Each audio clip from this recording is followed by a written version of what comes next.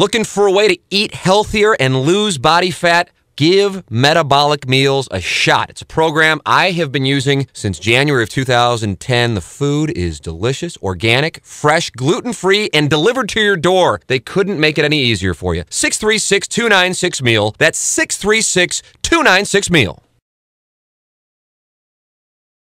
The ITDRoll.com Morning After at Cardinals Spring Training is brought to you by Vogel Heating and Cooling, Charter Communications, Dirt Cheap, Fox and Hound Tavern, The Cheshire, Taco Bell, and Metabolic Meals. Sitting down with us here on the ITDRoll.com Morning After, live from Cardinals Spring Training. Grateful for his time as he has been very busy this offseason, and I'm sure this spring as well. How many interviews have you done so far, David? This is my second. Oh, wow. So you did really okay. Well, very good. So you're still fresh. Yeah. He's a little, I would say he's a little worn out. I don't know if you guys have noticed, but David had made himself available in the wake of his World Series heroics. Absolutely. You didn't turn down things. You were you were doing the right thing. Yeah. I mean, you turn down things, but there's stuff you got to do. That's what comes with winning the World Series, and I had a good time doing it. What was of all the things? You had Ellen, you had Jay, among other things. What was it? Extra, you said? What was the coolest thing to do? I'm talking about the national stuff.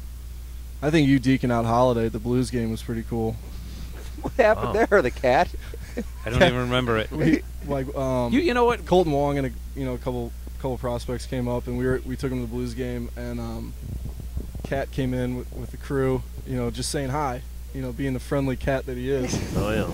And Matt was with his boys watching the game, and he went up. I did do that. He went up to Matt and was like, "All right, we're live here."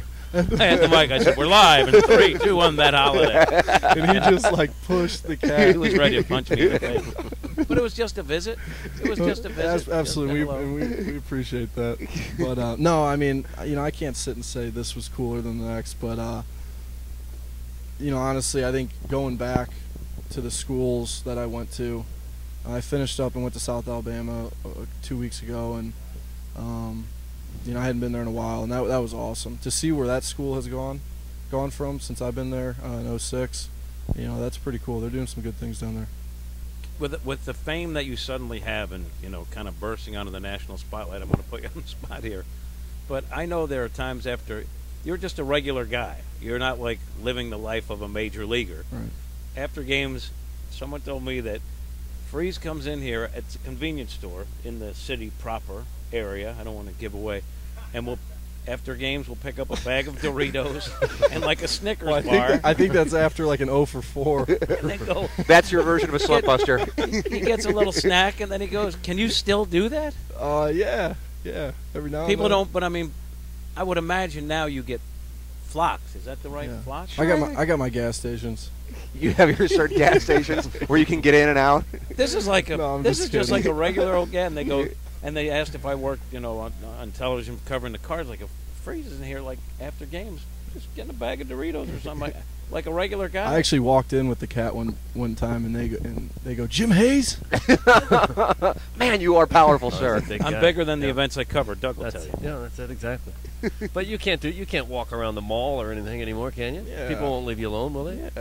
Yeah. I think right out of the gate after the World Series. It was pretty rough, but it was cool. I mean, everyone's jacked up, but that it comes with the territory, and I think the main thing you got to understand is, I grew up in St. Louis. I think that's the huge thing. So you know a lot of people over the years, but no, it's all right. It's cool. David Freese sitting down with us here on the ITDRoll.com Morning After, live from Cardinals Spring Training. We did some interviews. There was a line out the door for like 12 hours. It was like at a Macy's or something like that, right after the World Series, if I'm not mistaken. Yeah, Macy's at the Galleria. Thank you, Doug. Were you in line? Were you there? No, I remember the story. Doug just happened to be buying a pair of breeches. Yeah, I have my slippery breeches that I wear from time to time. You received marriage proposals. What was the strangest event as far as interaction with somebody who probably wanted to... And keep in mind, no one's listening, so you can so say the real stuff. So you can say whatever you want. I don't know if anything truly real strange happened, but... You had women walking up to you asking them to marry them. That's kind of awkward, and that happens they're to not Doug. really serious, Were you tempted by any? No, they... were there any that was there was a few, Good for you. that you just wanted to say, yeah, sure. But that's obviously not the right way to go.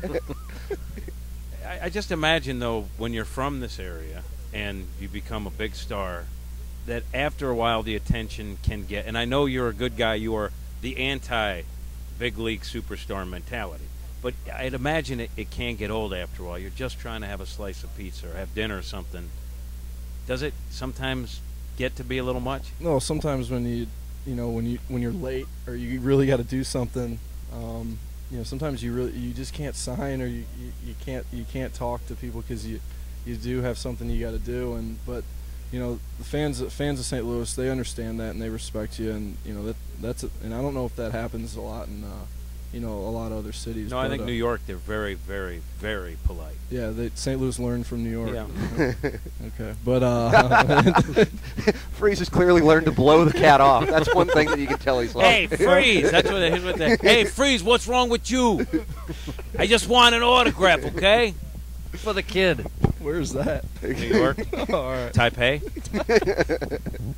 Did you ever go back and rewatch Game 7 or 6? I Game saw 6 you especially? tweeting at your boy Dan Creek's house, or Oh, that you man. walked into his All right. place last week and they were watching Game 6. All right, I walked into to Kriegs' place, a week or two ago, and him and another buddy are, Loesch is bunting.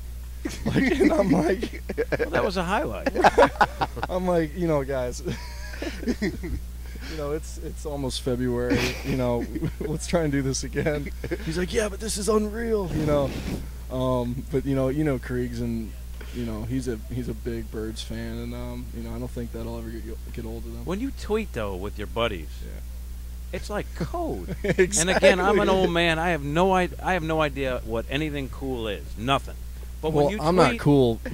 Yeah, Let's no, establish you are. that Because first. you write these things and I have no idea.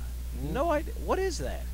I don't know. Is Code, it a- code, I guess. Not really. Is it your own code, or is that like cool Twitter guys have a certain way of? Tim, I'm tweeting right now as we speak. It's. Do you understand the stuff that? No, Freese there are tweets? some things that I do that are but like there was a Rick or Ricka or something like that. Ricka. Yeah, Rickshaw. He travels in a rickshaw. That's what that Yeah. meant. So you do Yep. pick up things. We're Daggum Roy. Now, what is that one about? What the hell? It's a fake Roy Williams.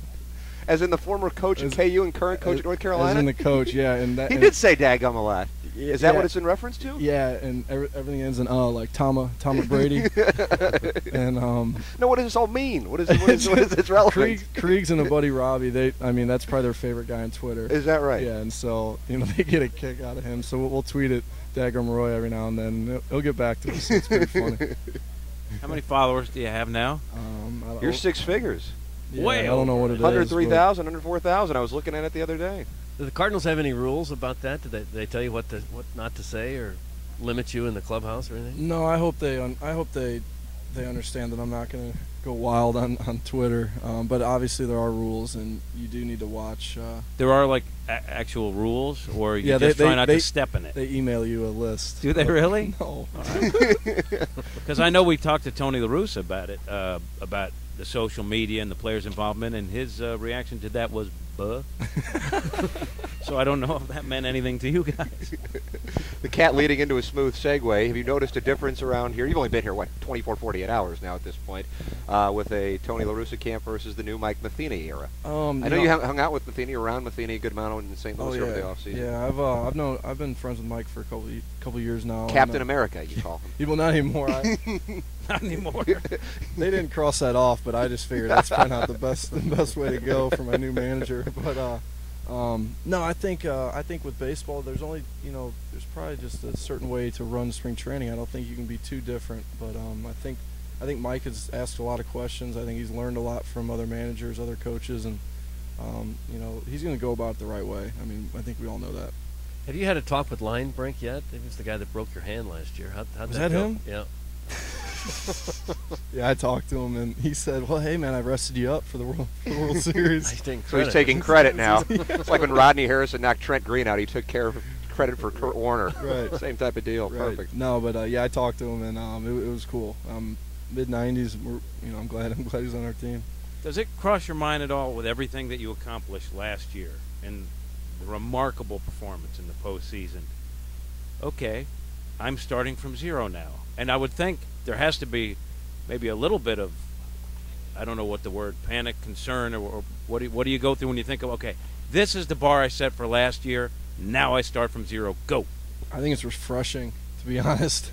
I think it's nice just to start over, you know, regroup, you know, start from square one and try and do it again. That's the cool thing about sports, is every year you gotta try and do it again. And if you don't have the drive, you don't have the passion, you know, obviously you need the talent, but you need all those things to win. And you know, I like that aspect of sports, just to start from the beginning and you know, work your way to the top again. See, if that were me, I would just sit in my basement with the DVD and just look, Do you look know at the who I past am? glory. Yeah. You know?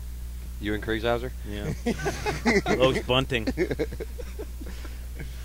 Can you describe again, I know you did it many times, what it felt like to jog around the bases with the home run in Game 6? That had to be the most incredible feeling that a person could possibly have. Yeah, I mean, you're trying to soak it all in. You're trying to tell yourself to, you know, remember this. You know, it's just thinking about, man, we got a Game 7, and that was awesome.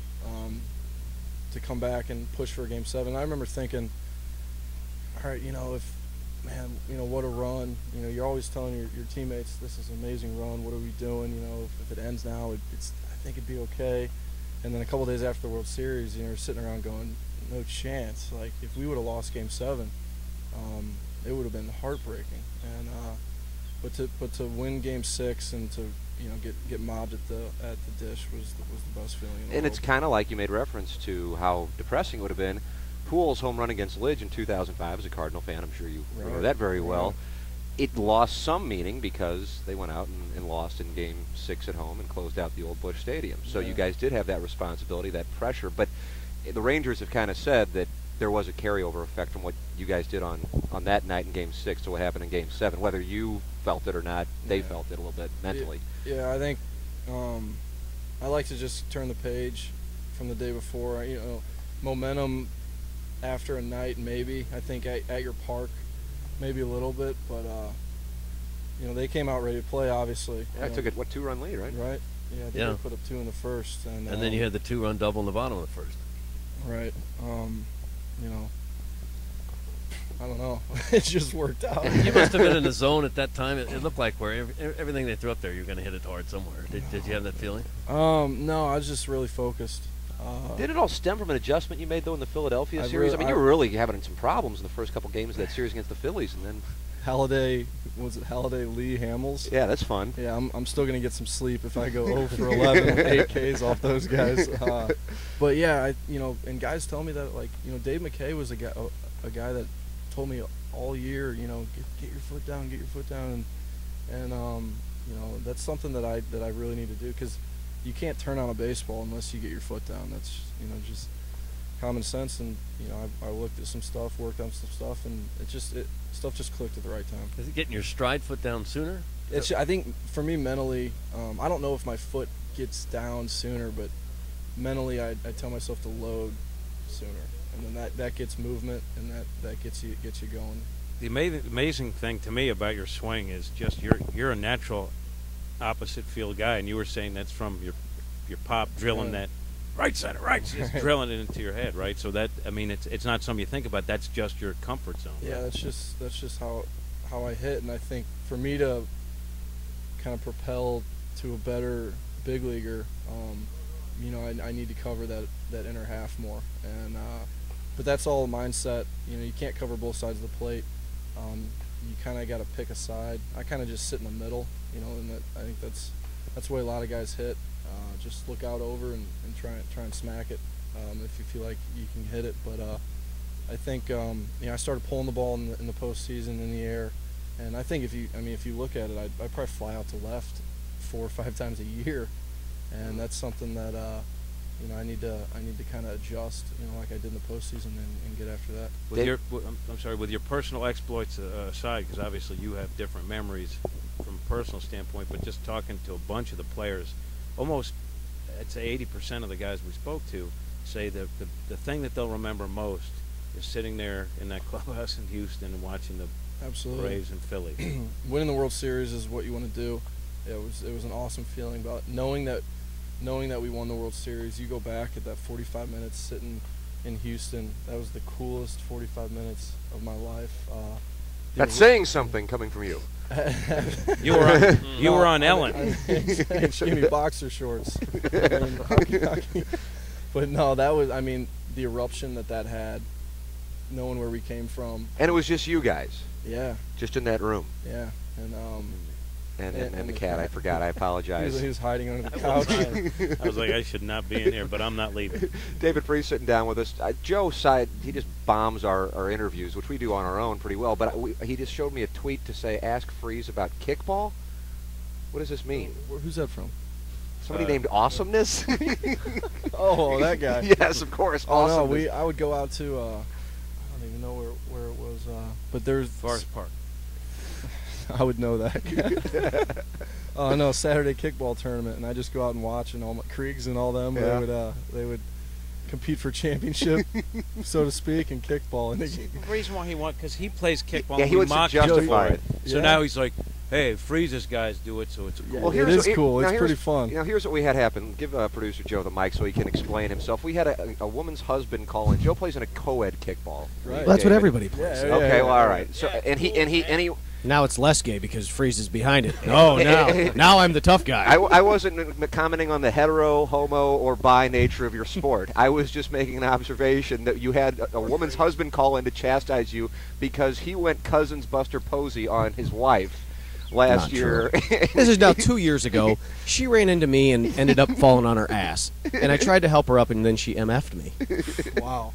And so, it's very competitive out there, David. You think the World Series... The cat's going to deny my allegations, although he was nowhere within 50 miles of when it happened. I'm not denying it. I'm just saying the report we got were that you stood over in a menacing fashion, which is different than what you're reporting. Still not true. We got to have footage of that. And then the husband backed down when I started stating facts. If we want to go back and pull the audio, we Very can. nice. Strong debate performance Smart there. Move. All right, perfect. Thank you, Joe. So we got the kickball question in with the World Series MVP. Doug, we hit all of our points. Yeah, I was afraid we wouldn't have time for kickball. Glad we got around to it. All right, David. Well, we appreciate you sitting down. We know you got a Awesome. billion of these things to do. Always great to see you, sir. And congratulations on the success. And really, as Holliday said when he was with us yesterday, the manner with which you've handled it. He said the reason you've handled it so well is because you're just a good guy, and that has been proven here over the last few months. So thank you so very much, sir. All right, appreciate it, guys. That's David Freese with us here on the ITDRoll.com morning after 590 The Fan, KFNS, and KFNS.com.